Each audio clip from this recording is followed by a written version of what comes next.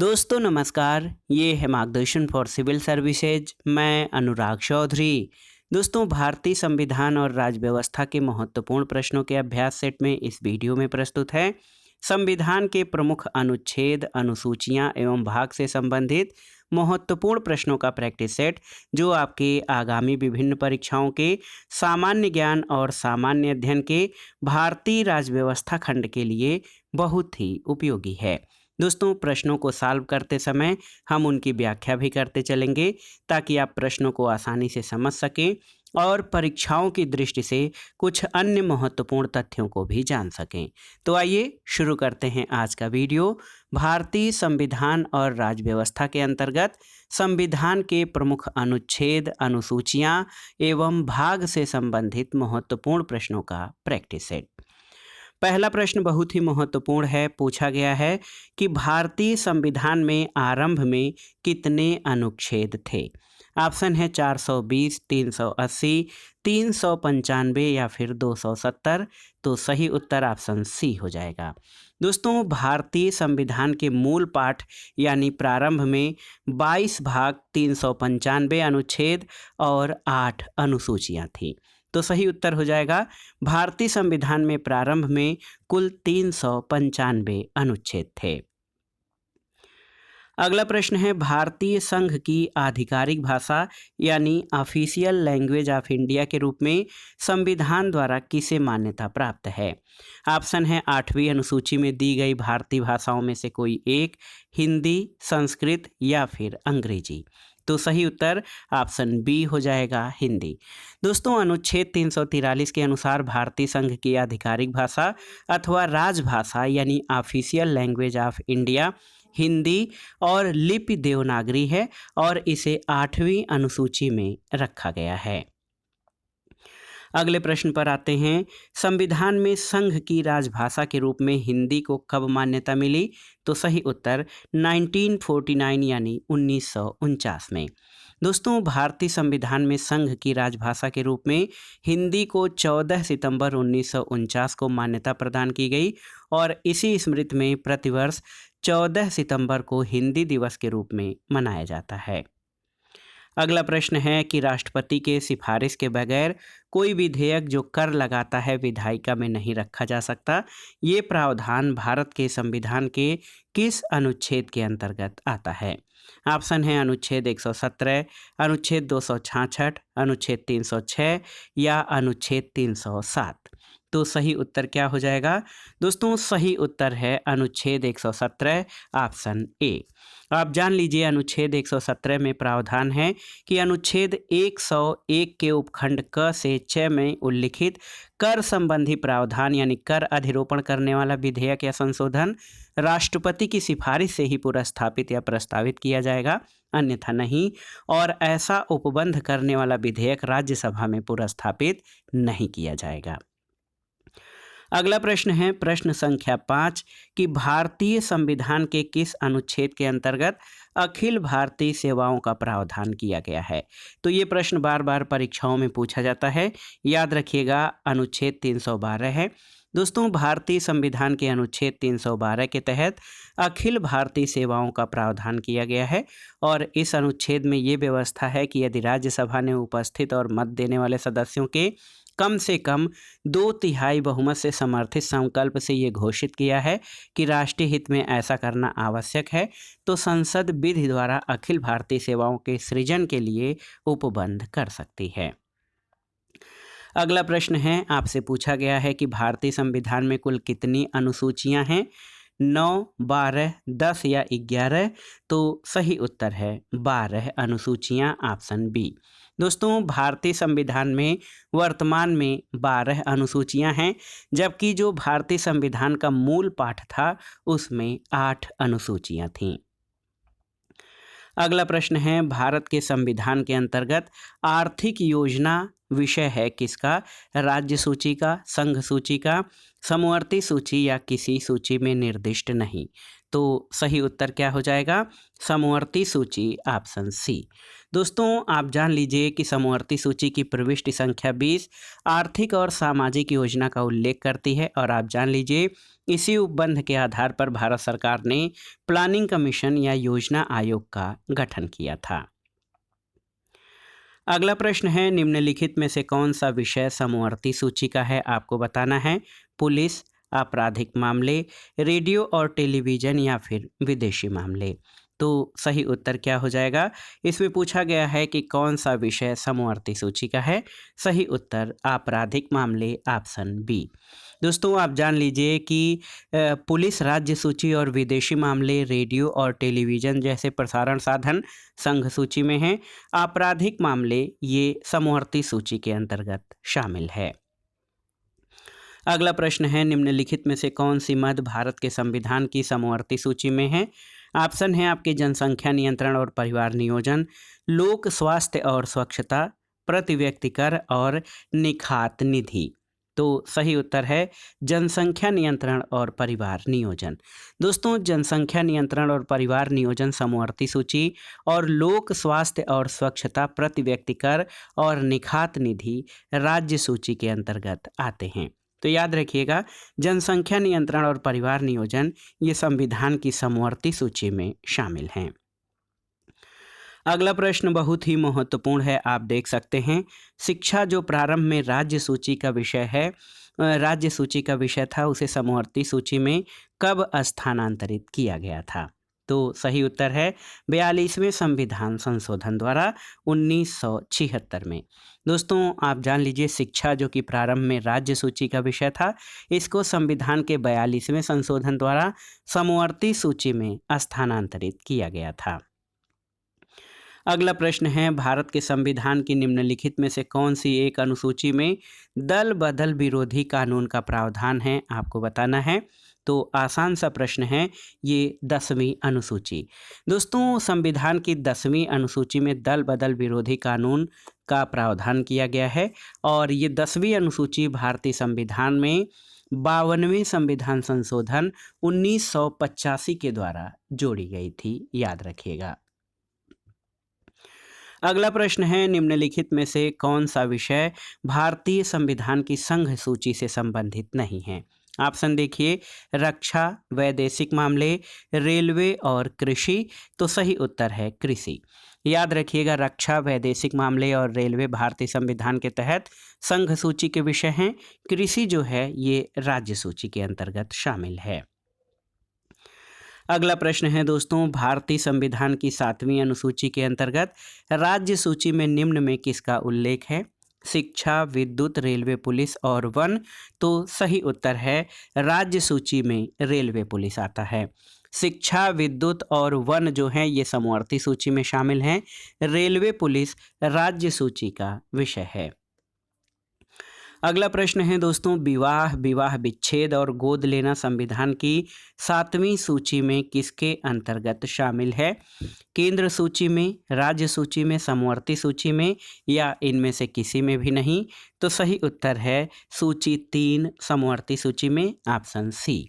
याद रखिएगा दोस्तों विवाह, विवाह विच्छेद और गोद लेना संविधान की 7वीं अनुसूची के तहत सूची 3 यानी समवर्ती सूची प्रविष्टि 5 के अंतर्गत शामिल किया गया है। अगले प्रश्न पर आते हैं, महत्वपूर्ण है कि भारत के संविधान की किस अनुसूची में विभिन्न राज्यों में अनुसूचित क्षेत्रों के प्रशासन और नियंत्रण के लिए विशेष उपबंध है? 3री, 5वीं, 7वीं और 9वीं। तो सही उत्तर क्या हो जाएगा? बहुत ही महत्वपूर्ण प्रश्न है दोस्तों, ये है 5वीं अनुसूची में। देखिए ऑप्शन बी आपका सही उत्तर है। आप जान लीजिए कि संविधान की 5वीं अनुसूची में राज्यों के नाम याद रखना जरूरी है। असम, मेघालय, त्रिपुरा और मिजोरम। असम, मेघालय, त्रिपुरा और मिजोरम, AMTM, असम, मेघालय, त्रिपुरा, मिजोरम, ये 5वीं अनुसूची में इन राज्यों के अनुसूचित क्षेत्रों के प्रशासन और नियंत्रण संबंधी उपबंध किए गए हैं। अगला प्रश्न है दोस्तों, भारत के संविधान में 5वीं अनुसूची और 6ठी अनुसूची के उपबंध किसके लिए किए गए हैं? आपको बताना है। तो सही उत्तर है अनुसूचित जनजातियों के हितों के संरक्षण के लिए। दोस्तों आप जान लीजिए अनुसूचित जनजातियों के हितों के संरक्षण के लिए संविधान में 5वीं अनुसूची और 6ठी अनुसूची में उपबंध किए गए हैं। अगला प्रश्न है भारतीय संविधान की 6ठी अनुसूची में निम्नलिखित में से किन राज्यों के जनजाति क्षेत्रों के प्रशासन से संबंधित है? तो आप जान लीजिए दोस्तों 6वीं अनुसूची मेघालय, त्रिपुरा, मिजोरम। देखिए बहुत ही महत्वपूर्ण प्रश्न है, यहाँ पर ऑप्शन बी आपका सही उत्तर हो जाएगा। भारतीय संविधान की 6ठी अनुसूची में असम, मेघालय, त्रिपुरा, मिजोरम, यानी इसमें से ये जो 3 राज्य हैं यहाँ ऑप्शन में हो जाएंगे मेघालय, त्रिपुरा, मिजोरम। इन राज्यों के जनजाति क्षेत्रों के संबंध में प्रावधान किए गए हैं 6ठी अनुसूची में। अगला प्रश्न है संविधान की 11वीं अनुसूची निम्नलिखित में से किससे संबंधित है? आपको बताना है। नगर पालिका, पंचायती राज, केंद्र राज्य संबंध या भ्रष्टाचार निवारण। तो सही उत्तर क्या हो जाएगा? सही उत्तर है दोस्तों संविधान की 11वीं सूची जो है ये पंचायती राज से संबंधित है। ऑप्शन बी आपका सही उत्तर हो जाएगा। और संविधान में 11वीं अनुसूची 73वें संविधान संशोधन अधिनियम 1992 के द्वारा जोड़ी गई और ये पंचायती राज से संबंधित है। पंचायती राज स्थानीय शासन जो है ये राज्य सूची का विषय है। अगला प्रश्न बहुत ही आसान सा है कि भारत के संविधान की 11वीं अनुसूची में कुल कितने विषय हैं? आपको बताना है। तो ये 29 विषय हैं। ऑप्शन सी आपका सही उत्तर है।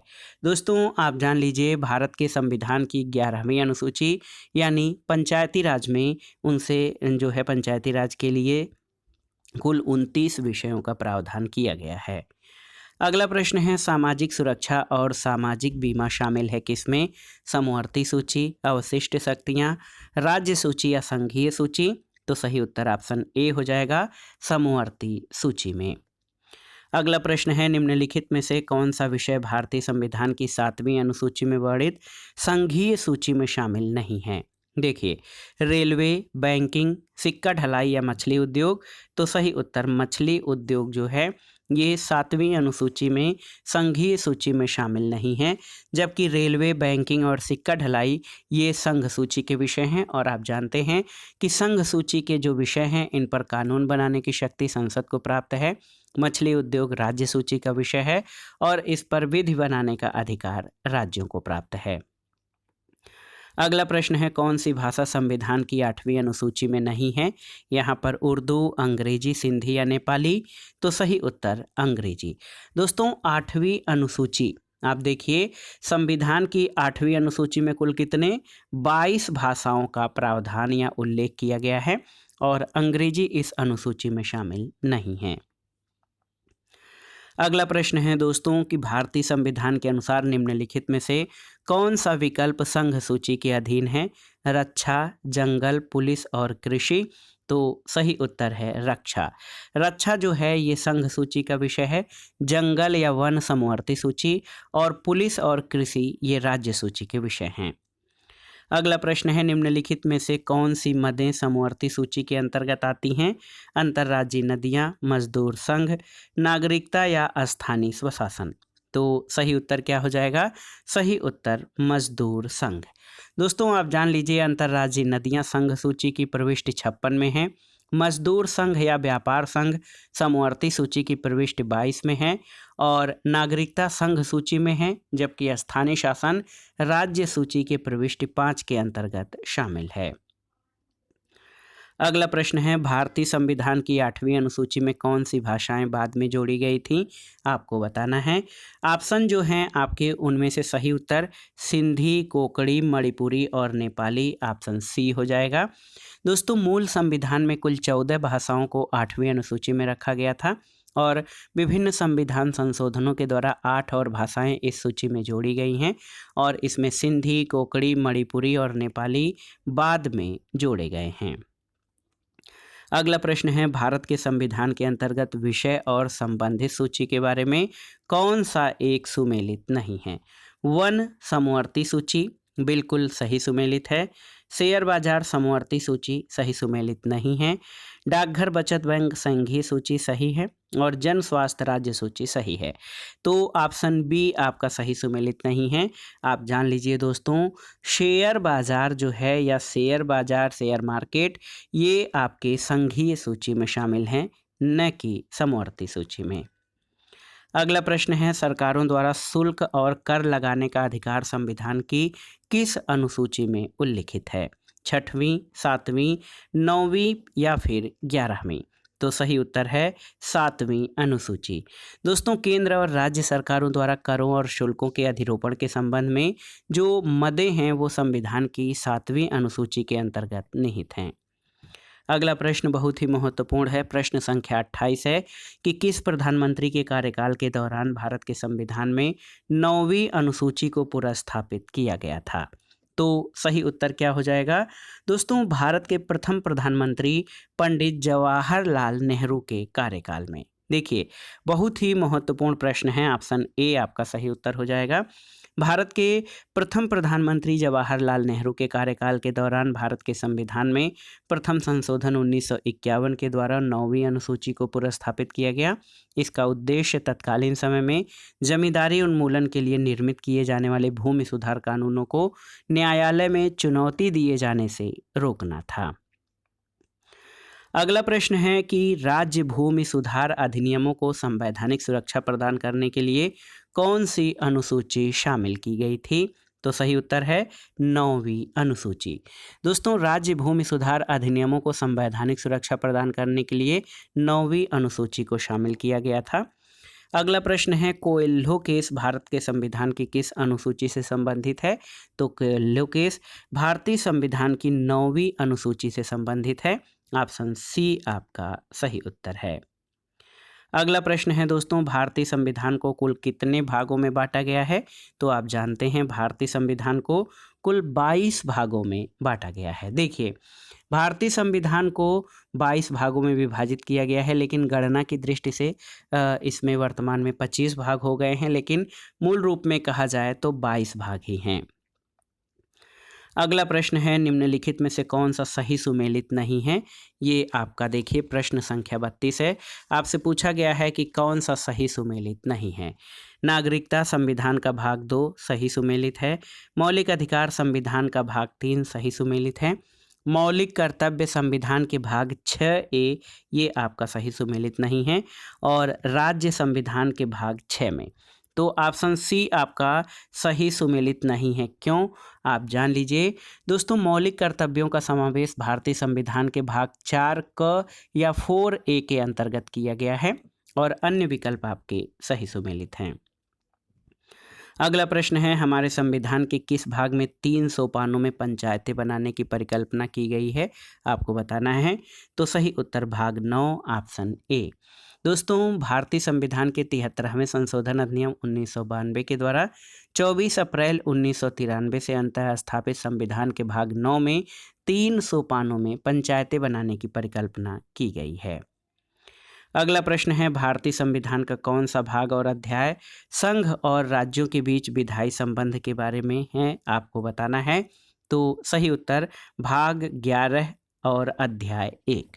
दोस्तों, भारतीय संविधान के भाग 11 का अध्याय 1 अनुच्छेद 245 245 से 255 ये आप जान लीजिएगा। अनुच्छेद 245 से 255 तक संघ और राज्यों के बीच विधायी संबंधों के बारे में है, जबकि इसी भाग में भाग 11 के अध्याय 2 में अनुच्छेद 256 से 263 ये प्रशासनिक संबंधों के बारे में वर्णन है। अगला प्रश्न है, निम्नलिखित में से कौन भारतीय संविधान के अंतर्गत सही सुमेलित नहीं है? आपको बताना है। ऑप्शन है पंचायत भाग 9 सही सुमेलित है। नगर पालिकाएं भाग 9 क सही है। सहकारी समितियां भाग 9 ख।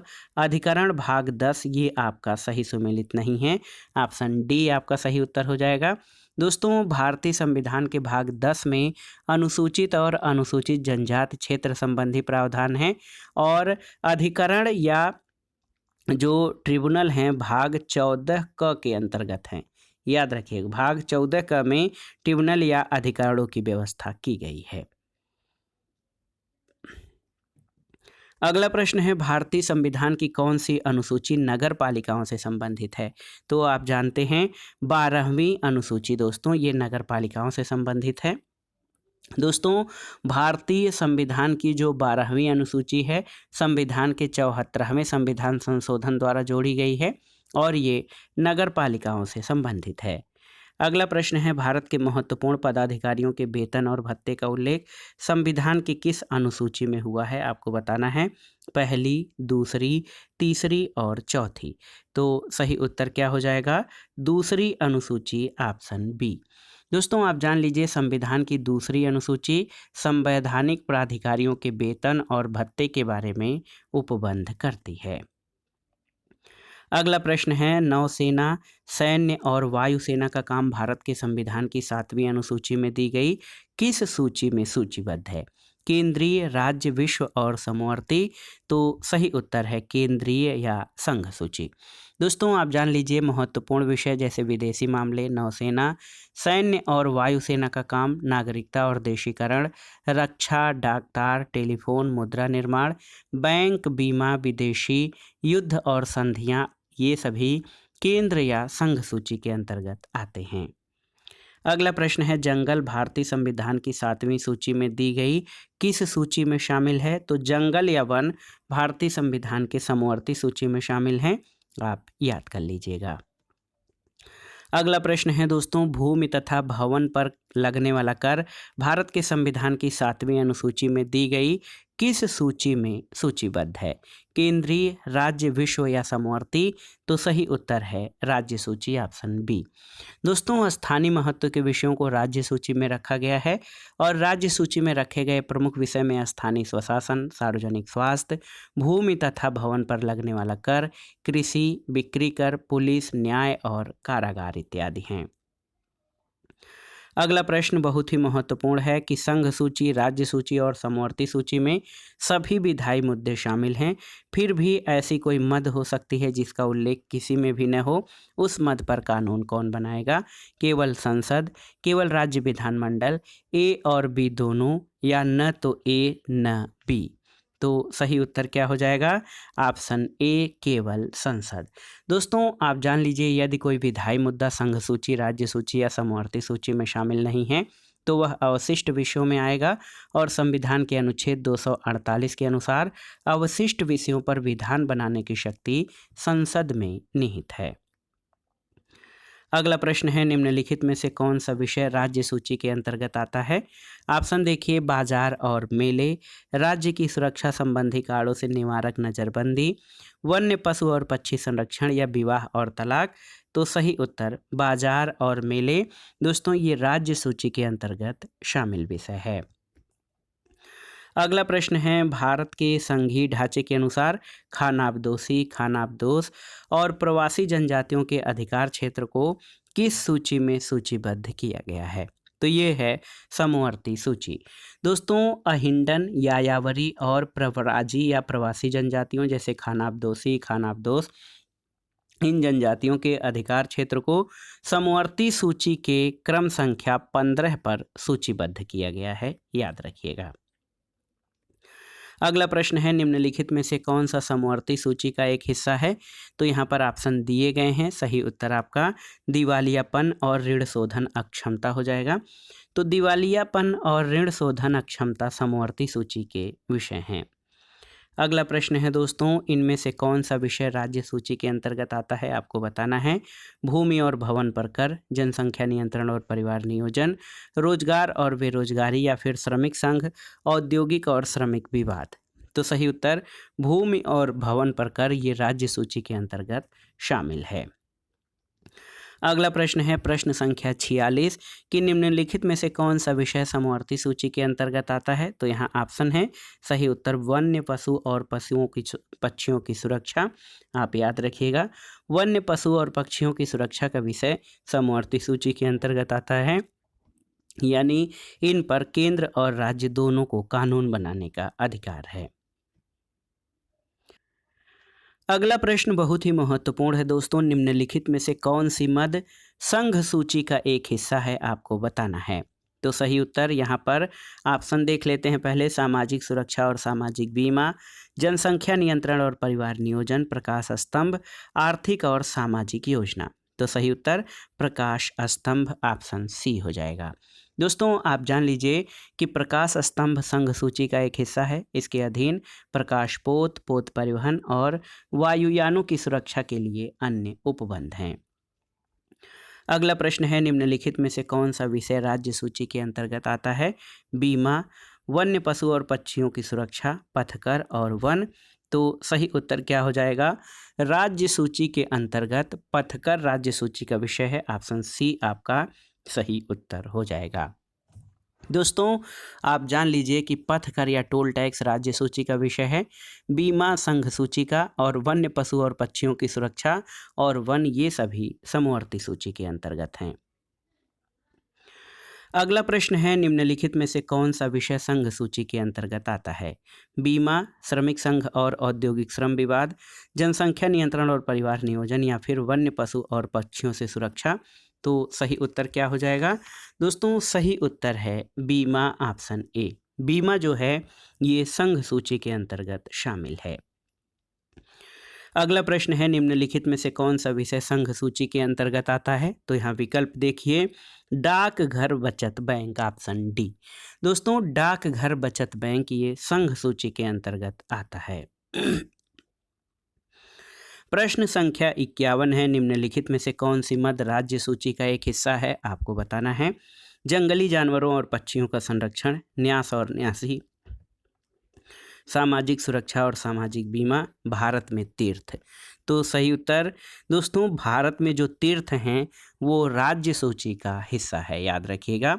भारतीय संविधान की 7वीं अनुसूची में आप जान लीजिए कि 3 सूचियां हैं, संघ सूची, राज्य सूची और समवर्ती सूची। भारत में तीर्थ जो हैं ये राज्य सूची का हिस्सा है।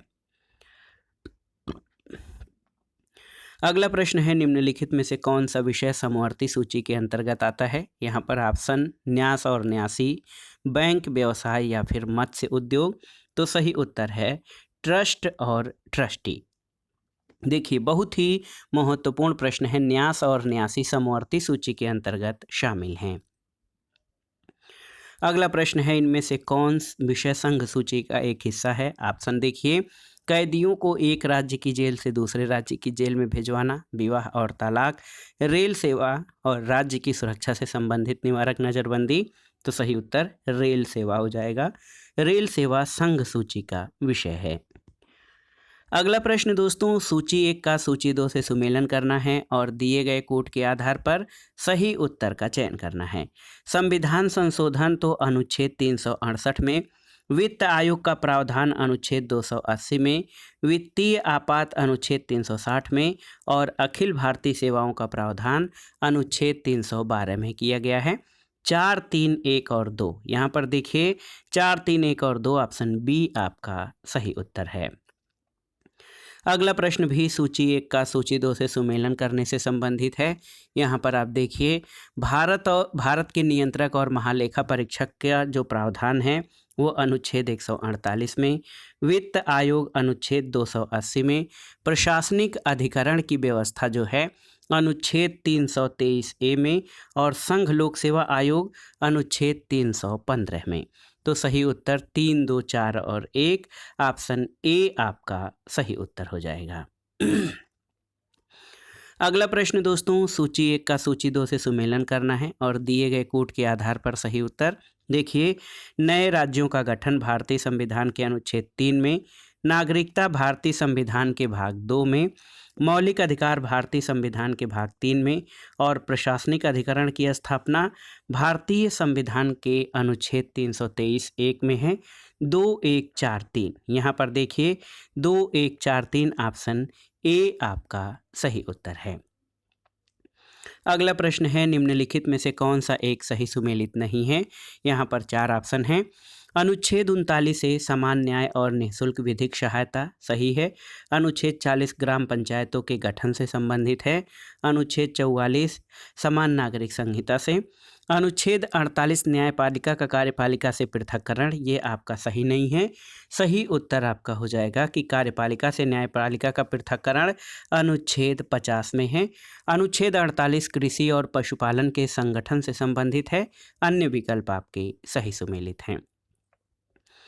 अगला प्रश्न है दोस्तों, सूची 1 का सूची 2 से सुमेलन करिए और दिए गए कोड से सही उत्तर का चयन करिए। तो बहुत ही महत्वपूर्ण प्रश्न है।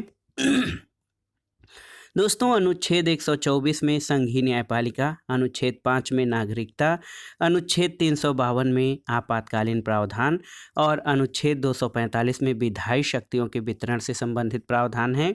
1, 2, 3, 4 ये आपके सीधे सीधे जो है 1, 2, 3, 4 सही उत्तर हो जाएगा।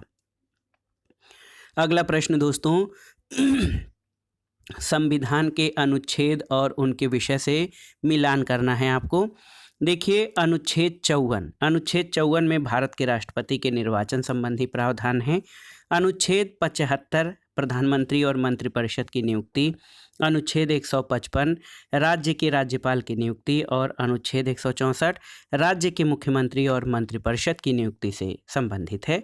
सीधे सीधे आपका मिलान हो जाएगा। 1, 2, 3, 4 सही उत्तर है। अगला प्रश्न है दोस्तों, सूची 1 का सूची 2 से सुमेलन कीजिए और दिए गए कोड से सही उत्तर का चयन करिए। अनुच्छेद 61 राष्ट्रपति पर महाभियोग, अनुच्छेद 67 का उपराष्ट्रपति को हटाना, अनुच्छेद 94 स्पीकर को हटाना और अनुच्छेद 90 जो है ये राज्यसभा के उपसभापति को हटाने से संबंधित हैं। 2, 3, 4, 1 तो मिलान करिए। 2, 3, 4, 1 ऑप्शन सी आपका सही उत्तर हो जाएगा।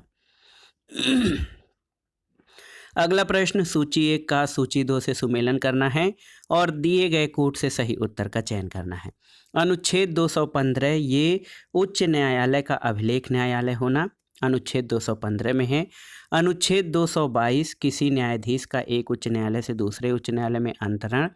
अनुच्छेद 226 देखिए, अनुच्छेद 226 जो है ये कुछ रीटों को निकालने की उच्च न्यायालय की शक्ति और अनुच्छेद 227 सभी न्यायालयों के जो है अधीक्षण की शक्ति से संबंधित है। तो बहुत ही महत्वपूर्ण प्रश्न है। 4, 1, 3 और 2 यहाँ पर सही सुमेलन हो जाएगा। 4, 1, 3 और 2 ऑप्शन ए आपका सही उत्तर है। अगला प्रश्न है दोस्तों, भारतीय संविधान के किस अनुच्छेद में केंद्र शासित प्रदेशों के लिए उच्च न्यायालय का प्रावधान है? तो याद रख लीजिए, अनुच्छेद 241 में। दोस्तों, बहुत ही महत्वपूर्ण प्रश्न है ये आपका। भारतीय संविधान के जो भारतीय संविधान का भाग 8 है, संघ राज्य क्षेत्र या केंद्र शासित प्रदेशों के बारे में उपबंध है और इसमें अनुच्छेद 241 संघ राज्य क्षेत्रों के लिए उच्च न्यायालय का प्रावधान करता है। अगला प्रश्न है दोस्तों, सूची कौन सा सही सुमेलित नहीं है? ये 4 जो हैं आपके अनुच्छेद और संबंधित राज्य दिए गए हैं। इसमें से आपको बताना है कि कौन सा सही सुमेलित नहीं है। अनुच्छेद 371 का नागालैंड सही सुमेलित है। 371 ख असम, 371 ग मेघालय ये आपका सही सुमेलित नहीं है और 371 घ आंध्र प्रदेश सही सुमेलित है। तो ऑप्शन सी आपका सही सुमेलित नहीं है। आप देख लीजिए कि दोस्तों 371 ग जो है ये मेघालय नहीं बल्कि मणिपुर से संबंधित है। ऑप्शन सी आपका सही सुमेलित नहीं है।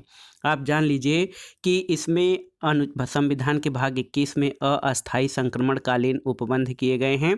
371 महाराष्ट्र और गुजरात से, 371 क नागालैंड से, 371 ख असम से, 371 ग मणिपुर से, 371 घ आंध्र प्रदेश और तेलंगाना से, 371 अंग आंध्र प्रदेश से, यहाँ पर केंद्रीय विश्वविद्यालय, 371 च सिक्किम, 371 छ जो है मिजोरम, 371 ज अरुणाचल प्रदेश और 371 झ में गोवा और 371 ई जो है वो कर्नाटक राज्य से संबंधित है। अगला प्रश्न है, भारतीय संविधान की दी गई अनुसूचियों में कौन सी एक राज्य के नामों की सूची और उनके राज्य क्षेत्रों का ब्यौरा देती है? पहली, दूसरी, तीसरी या चौथी? तो सही उत्तर है पहली अनुसूची। दोस्तों, आप जान लीजिए कि भारतीय संविधान की पहली अनुसूची राज्य और संघ राज्य क्षेत्रों के बारे में उपबंध करती है। दूसरी अनुसूची संवैधानिक प्राधिकारियों के वेतन के बारे में, तीसरी अनुसूची शपथ के प्रारूप के बारे में और चौथी अनुसूची राज्यसभा में स्थानों के आवंटन के बारे में प्रावधान करती है। अगला प्रश्न है, सूची 1 का सूची 2 से सुमेलन करिए और दिए गए कोड से सही उत्तर का चयन करिए। संविधान की अनुसूची और विषय।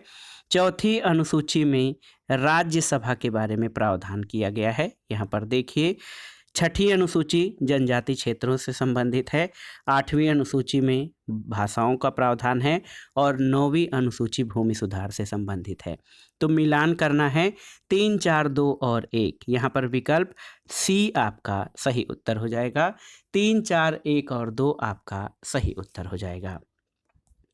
अगला प्रश्न है दोस्तों, मिलान करना है सूची 1 का सूची 2 से।